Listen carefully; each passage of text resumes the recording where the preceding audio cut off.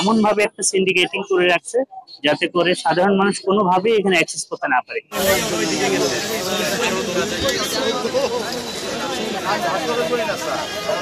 Mymensingh medical college হসপিটালে এসে আমরা দেখতে পাই প্রচুর দালাল শ্রেণীর মানুষজন যে স্বাভাবিক যে চিকিৎসা সেবাটা নেয় সাধারণ মানুষ সেটি থেকে বঞ্চিত করে অন্যান্য ক্লিনিকে ডাইভার্ট করার জন্য এখানে তারা একটা শ্রেণী গড়ে উঠছে। এটি যারা বিভিন্ন ভাবে একটা লাইনে দাঁড়ায় যাতে করে সাধারণ মানুষ এই লাইনে দাঁড়িয়ে চিকিৎসা সেবাটা নিতে না পারে, বা এখানকার যে টেস্টের ফ্যাসিলিটিটা আছে সেগুলা যাতে না নিতে পারে, এই বাইরে থেকে নিতে হয়, এই ধরনের এমন ভাবে একটা সিন্ডিকেটিং করে রাখছে যাতে করে সাধারণ মানুষ কোনোভাবেই এখানে অ্যাক্সেস করতে না পারে।